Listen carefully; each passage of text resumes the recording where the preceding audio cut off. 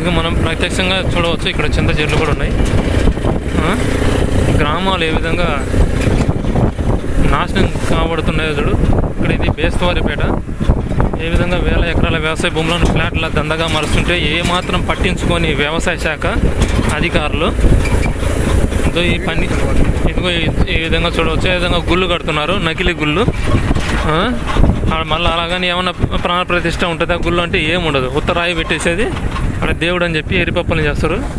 ఇక్కడ చూడవచ్చు యేసు ప్రభు పెడుతున్నారు. ఈ ప్రభుత్వము యేసు ప్రభుత్వం అంటే లంకేసు ప్రభుత్వం. ఇది శిలో రఘుకులాలకు శిలో వేస్తూ ఈ యేసు ప్రభుత్వం కాబట్టి రావణాసునికి కొమ్ము కాస్తుంటుంది. ఈ ఆర్మీ కూడా వాళ్ళదే. పోలీసు, రెవెన్యూ శాఖ మొత్తం అన్ని వాళ్ళ ఆధ్వర్యంలో పూర్వం ఉన్న ఏదైతే వ్యవస్థలు ఉన్నాయో వాటిని అన్నిటిని నాశనం చేయడం జరిగింది. అదే విధానాలతో అదే పూజా పద్ధతులు ఎక్కడ మార్చకుండా, ఎక్కడ కానీ అనుమానం రాకుండా రాక్షసులకు అనుకూలంగా ఏది పూజా పద్ధతులు అన్నిటిని మార్చడం జరిగింది. పూర్వం మట్టిని, గాలిని, నీటిని, చెట్లను, జీవులను అన్నిటిని పూజించడం అంటే రక్షణ అనే దాని ప్రధాన అర్థం. రక్షించేవాళ్ళు, పవిత్రతను కాపాడేవాళ్ళు. ఇక్కడేం జరిగిందంటే ఆ విధి విధానాలన్నింటిని మనసులో తగిలించి ఆ మనుషుల జీవన విధానాన్ని ఈ పనికిమాలిన విధానాలకు తగిలించి పనికిమాలిన విధానం మనసులో తగిలించి ఈ విధంగా భూమిని అంతా సర్వనాశనం చేసే విధంగా చట్టాలు రూపొందించడం జరిగింది. ఏ విధంగా చూడు కంకర రాళ్ళను ఇష్టారాజ్యంగా రోడ్లు వేయడానికి తీసుకువెళ్తున్నారు. రోడ్ల విస్తరణ పనులు, రోడ్లను విస్తరిస్తే అంటే వెడల్పు చేయడం అట్లా చేస్తే దాని అభివృద్ధి అంటున్నారు. హాస్పిటల్ సంఖ్య పెంచితే దాని అభివృద్ధి, అంటే రోగాలను పెంచితే దాని అభివృద్ధి అంటున్నారు. రాజధానుల సంఖ్య పెంచి, జిల్లాల సంఖ్య పెంచి, గ్రామాల సంఖ్య పెంచి ఈ విధంగా కాంక్రీట్ జంగల్ సంఖ్య పెంచితే అభివృద్ధి అంటున్నారు. ఒకే భూమిగా ఒకే కార్యంగా ఉన్నటువంటి ఏదైతే విధానాలు నాశనం చేసే విధంగా మనం ప్రత్యక్షంగా చూడవచ్చు. భూములు ఏ విధంగా చుట్టూ ప్రహారీ గోడలు కట్టించే విధంగా చట్టాలు రూపొందించి ఈడి వరకు నా భూమి అంటూ అడ్డగోలుగా భూములన్నింటినీ ఆక్రమించే విధంగా చట్టాలు రూపొందించి ఏదైతే జరిగిందో అప్పటి నుంచి మనుషులు ఒకరినొకరు ఆస్తు గొడవలతో ఎంతోమంది గొడవలు పడి తన్నుకు చావడం కూడా జరిగింది. ఇది మనం ఇక్కడ చూడవచ్చు. ఏ విధంగా రోడ్డు కూడా వేస్తున్నారు. ఇది 78 సంవత్సరాల నుంచి జరుగుతున్న భూ విధ్వంస కార్యాలు. ఇదిగో చెత్త చెదార కేంద్రాలు, చెత్త కేంద్రాలు ఇక్కడ మనం చూడవచ్చు. చెత్త సేకరించి ఇదిగో ఇదంతా చెత్త, అంటరాని చెత్త. ఈ అంబేద్కర్ అనే నరరూప రాక్షసుని ఆధీనంలో వాగులో ఏ విధంగా ఇది బేస్తవారిపేటలో ఉండే ప్లాస్టిక్ చెత్త అక్కడ అంటే తయారైతే ఎక్కడి నుంచో వస్తుంది, అక్కడ నుంచి బేస్తవారిపేటకు వస్తే ఆ బేస్తవారి నుంచి ఇది ఈ విధంగా వాగులోకి వచ్చింది. ఆ వాగులోంచి మళ్ళీ కొట్టుకుని పోయి చెరువులలోకి కానీ లేకపోతే సముద్రాలలో కానీ కలవడం జరుగుతుంది. ఈ విధంగా అక్రమ పద్ధతిలో భూములన్నిటిను ఏ విధంగా ఆక్రమించే విధంగా చట్టాలు రూపొందించిన రెవెన్యూ మాఫియా ఇక్కడున్న రెవెన్యూ వ్యవస్థను, స్థానికంగా ఉండే పవిత్రమైన రెవెన్యూ వ్యవస్థను నాశనం చేసి నాశనం చేయడం కోసం అడ్డంగా ఉన్నటువంటి రెడ్డీకరణాన్ని చాలా తెలివిగా బలమైన నాయకత్వాన్ని వహిస్తున్న వాళ్ళందరినీ ఏరుకోరి చాలా తెలివిగా అనుమానం రాకుండా మూడవ కంటికి చంపడం జరిగింది. ఇది నేడు జరుగుతున్న భూ విధ్వంసాలు. ఇక్కడ చూడవచ్చు ఏ విధంగా సాయిబాబాకి శిలువ వేశారు. బతికున్నప్పుడు పట్టాడు, మంచినీళ్ళు కూడా ఇవ్వరు. చనిపోయిన తర్వాత గుళ్ళు కట్టిస్తారు, గోపురాలు కట్టిస్తారు, అన్నీ కట్టిస్తారు ఈ రాక్షస ప్రభుత్వం. బతుకున్నప్పుడు ఒక మంచి నీళ్లు కూడా ఇవ్వరు. అటువంటి నికృష్ట సమాజంలో ప్రస్తుతం 2020లో మనం జీవిస్తున్నాం. అటువంటి పరిస్థితుల్లో ఈ విధంగా భూమిని నాశనం చేస్తున్నారు. ప్రతి మనిషి డాక్టర్ అవ్వాలి, ఇంజనీర్ అవ్వాలి, ఐఏఎస్ అవ్వాలి, ఐపీఎస్ అవ్వాలి, ఆర్మీ అధికారి అవ్వాలి, ఆర్మీ ఉద్యోగం రావాలి ఇట్లా అనుకుంటాడు తప్ప ఎవరు వ్యవసాయం చేయరు. వ్యవసాయం చేయాలన్నా కానీ ఇంకా వర్షాలు కూడా పడే పరిస్థితి కూడా లేదు. వర్షమే లేనప్పుడు, నీరే లేనప్పుడు వ్యవసాయం ఎక్కడి చేస్తారు? ఈ పనికిమాలిన విధానాల వల్ల వర్షాలు పడడం లేదు. దానికి కోసం వీళ్ళు అడవులలో, నల్లమల అడవులలో ఈ వేలుగుండ ప్రాజెక్టు అని, తర్వాత చంద్రబాబు నాయుడు ప్రతిష్టంగా తీసుకున్నటువంటి ఎన్నో రకాల డ్యాములు ఈ విధంగా అడ్డగోలుగా అడవులలో కట్టడం అంటే వర్షాభావ పరిస్థితులు లేకుండా ఋతువులు అనుసరించి వర్షాలు పడేటివి, సమృద్ధిగా పంటలు పండేటివి ఆ పంటలు పండే విధానాన్ని నాశనం చేసి వేల ఎకరాల భూములను ఈ విధంగా చూడవచ్చు. ఏ విధంగా ఇష్టం వచ్చినట్టు ఫ్లాట్లుగా మారుస్తూ ఉన్నారు. ఆ తరిగిన భూమిని మళ్ళా అడవులను నరికించేసి అక్కడ మళ్ళీ వ్యవసాయ భూములుగా మారుస్తారు. ఇక్కడ పవిత్రమైందో 5 అడుగుల నుంచి 10 అడుగులు, 20 అడుగులు, 40 అడుగుల వరకు మట్టి పొర కలిగినటువంటి మట్టి భూములను నాశనం చేసి అరడుగు అసలు ఇంచి మందం కలిగిన మట్టి పొరల మీద వ్యవసాయం చేసే పరిస్థితి ఇప్పుడు నెలకొంది. దానికోసం మందపాటి పొర కలిగిన భూములను వదిలేసి, అంటే ఆ భూములు మాత్రం ఈ విధంగా ఖమ్మం చూడవచ్చు ఎదురుగా ఎంత విస్తరించిందో. దాన్ని అభివృద్ధి అంటున్నారు రాక్షసులు. మందపాటి భూమిలో అంటే పదును పట్టుకోవడానికి కూడా అవకాశం ఉంటుంది. ఇంచి అరించి మందం కలిగిన మట్టిలో వర్షం పడకపోతే 10 రోజుల్లోనే పూర్తిగా బెట్ట ఎదుర్కొనే పరిస్థితి ఉంటుంది. మరి మందపాటి పొర కలిగిన వ్యవసాయ భూములన్నిటిని కాంక్రీట్ దిబ్బలుగా మారుస్తున్నారు. మరి ఇది లేని పరిస్థితుల్లో ఈ వ్యవసాయ అంటే ఆహారాన్ని ప్రజలందరికీ అందించడం కోసం ప్రభుత్వాలు మళ్ళీ మూగజీవుల ఆవాసాలను నాశనం చేసి అక్కడున్న భూములను ఆక్రమించి మళ్ళా వ్యవసాయ భూములుగా మార్చడం. అంటే ఈ విధంగా చూడవచ్చు, పవిత్రమైన మందపాటి పొర కలిగిన భూములను కాంక్రీట్ జంగలుగా మార్చడం, కాంక్రీట్ జంగలుగా మారిపోయిన భూముల కొరతను తీర్చడం కోసం మళ్ళా అడవుల మూగజీవుల ఆవాసాలను ధ్వంసం చేసి అక్కడ మళ్ళా వ్యవసాయం చేయడం అనుమతిగా ఇక్కడ వస్తూ ఉంది. రెవెన్యూ మాఫియా ఆధీనంలో ఇది రెవెన్యూ మాఫియా వ్యవస్థ ఏదైతే ఉందో అది బ్రిటిష్ తీవ్రవాదులు మరియు అమెరికా సంయుక్త కుట్రలతో ఇక్కడ భూ విధ్వంసాలు జరుగుతున్నాయి.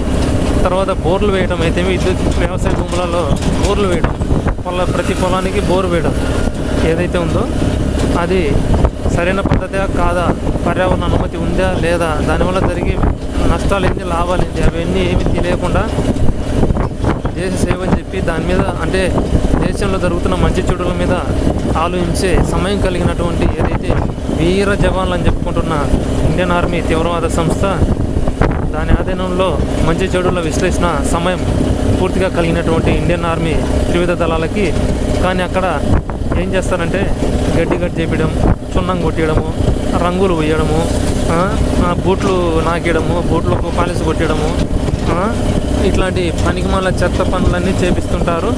మరి దేశంలో జరుగుతున్న అరాచకాలు అల్లకొలను నియంత్రించవలసిన త్రివిధ దళాలు మాత్రం గడ్డి చేసుకుంటా ఈ విధంగా నికృష్ట పనులన్నీ చేసుకుంటా సమయం వృధా చేయిస్తూ ఉంటారు జవాన్లని.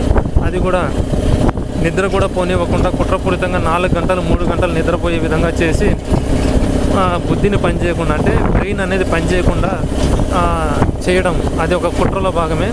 నిద్ర మంపుతో ఉండడం వలన మెదడు అనేది పనిచేయదు. మెదడు పనిచేయకుండా ఉండడమే వాళ్ళ పనిచేయకుండా పోవడంతో వాళ్ళు చెప్పినట్టు వినడానికి అవకాశం ఉంటుంది. కాబట్టి ఆలోచించే శక్తి కోల్పోతారు. ఎప్పుడు నిద్రపోదామన్న ఆలోచన ఉంటుంది తప్ప ఇంకా వేరే ఆలోచన రాకుండా ఆ విధంగా కుట్రపూరితంగా ఇండియన్ ఆర్మీ ఉగ్రవాద సంస్థ, అలాగే చైనా ఆర్మీ ఉగ్రవాద సంస్థ, పాకిస్తాన్ ఆర్మీ ఉగ్రవాద సంస్థ, అమెరికా ఉగ్రవాద సంస్థ, అన్ని దేశాల ఉగ్రవాద సంస్థలు మొత్తం ఈ విధంగా కుట్రపూరితంగా అందులో పనిచేసే జవాన్లను తప్పుదోవ పట్టిస్తూ ఉంటాయి.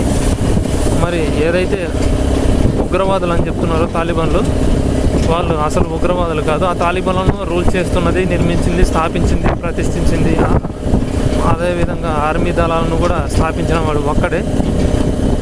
జవాన్లకు కూడా తెలియదు ఇండియన్ ఆర్మీ ఏదైతే పాకిస్తాన్ ఆర్మీ కావచ్చు, చైనా ఆర్మీ కావచ్చు, అదే ఆ సంస్థనే ఉగ్రవాద సంస్థనే అందులో పనిచేసి ఏదైతే వీర జవాన్లు అని చెప్పుకుంటున్న వాళ్ళకి ఎవరికి తెలియదు. గన్నులు తుపాకులు ఇచ్చి వాళ్ళు శత్రువు వీళ్ళు శత్రువు అని చెప్తే వాళ్ళని పోయి చంపడము.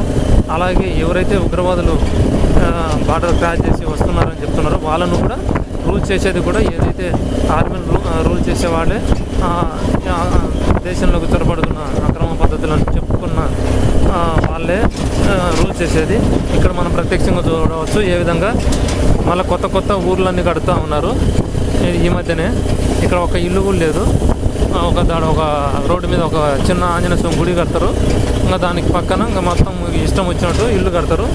అంటే రామనామంతో చెట్టుపేట చెప్పి కాయలు అమ్ముకున్నట్టు రామనామంతోనే రావణాసుని కార్యాలు ఏ విధంగా ఆంజనేయ స్వామి రాయిని పెట్టి ఆంజనేయ స్వామి రాయి ఏదైనా కదులుతుందో ఉలుకుతుంది, పలకదు ఉలకదు, ఏం చేయదు. కానీ ఆ బొమ్మరాయిని సిమెంట్ రాయిని సిమెంట్ ప్రతిమను పెట్టేసి దర్జాగా ఈ టెర్రరిస్టుల ప్రభుత్వము ఈ విధంగా రావణ కాష్టగా మారుతున్నది అన్నది పచ్చి నిజము. ఇప్పటికైనా నిజం తెలుసుకొని ప్రజలందరూ ఈ దుష్ట రాజ్యాంగం నుంచి మనసు మారుతుందని ఆశిస్తున్నాను. ఇదే విధంగా వ్యవసాయ రంగంలో విషపుటేరులు పారిస్తున్న ఏదైతే విధానాన్ని మళ్ళా 78 సంవత్సరాల కిందట ఈ విషయం లేదు, ఈ స్వాతంత్రం వచ్చింది అంటే అంటరాని అంబేద్కర్ రాజ్యాంగం రూపొందించబడిన అంటే బ్రిటిష్ వాళ్ళు వచ్చి ఇక్కడ ఉన్న వ్యవసాయాన్ని నాశనం చేయడం జరిగింది. వాళ్ళు వెళ్ళిపోయి అక్కడ నుంచి నియంత్రిస్తూ ఇక్కడ విషయాన్ని అంటే స్వాతంత్రం వచ్చినప్పటి నుంచి విషపుటేరులు పారిస్తూ ఉన్నారు. దాన్ని అంటరాని అంబేద్కర్ రాజ్యాంగంలో జరుగుతున్న భూ విధ్వంసాలు ఇక్కడ లారీ వచ్చి ఏ విధంగా ఎదుగుతుందో కంకర తీసుకొని మరి విషపుటేరులు పారిస్తున్న వ్యవసాయ రంగంలో విషం కారణంగా నానా రోగాలు వస్తున్నాయి.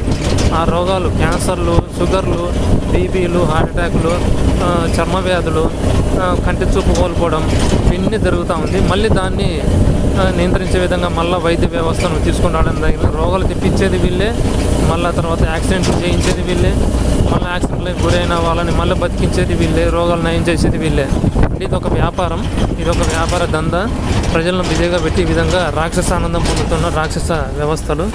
ఇప్పటికైనా నిజం తెలుసుకొని ఈ దుష్ట రాజ్యాంగ నికృష్ట నియంత్రణ నుంచి బయటపడకపోతే ఈ భూమి నాశనం అవ్వడానికి ఎంతో దూరం లేదు. ఇప్పుడు స్వాతంత్రం వచ్చింది, స్వేచ్ఛ వచ్చింది అని సంబరాలు చేసుకుంటున్న ప్రపంచానికం మరి దాని దుష్ప్రభావం కూడా అంతే అధికంగా ఉంటుంది. ఎంత ఆనందపడుతూ అంతే నాశనం కూడా అంతే వినాశనం జరుగుతుంది. దాంట్లో ప్రజలు కూడా భాగస్వాములు అయ్యారు. వాళ్ళు కూడా మరి తెలియక చేసిన పాపం మరి జరుగుతున్న నాశనం ఆపకపోతే ఈ మొత్తం ఆ నాశనంలో జనాలు కూడా నాశనం అయిపోతారని ఈ సందర్భంగా తెలియజేస్తున్నాను. ఆడే జీవులన్నీ చనిపోయినాయి, మనం కళ్ళతో చూస్తున్నాం, మనం ఏం చేయలేని పరిస్థితి.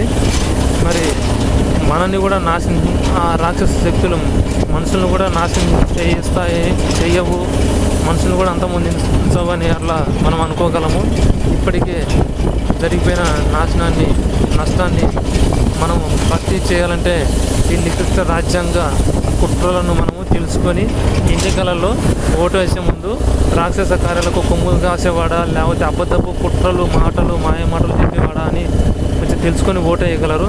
ఏ విధంగా చంద్రబాబు నాయుడు అంతర్జాతీయ ఉగ్రవాదంతో చేతులు కలిపి ఏ విధంగా మాయమాటలు చెప్పి జనాలను ఓట్లు ఏ విధంగా కొల్లగొడతారో అటువంటి రాక్షసులను గెలిపించకుండా ఉండగలరని ఆశిస్తున్నాను.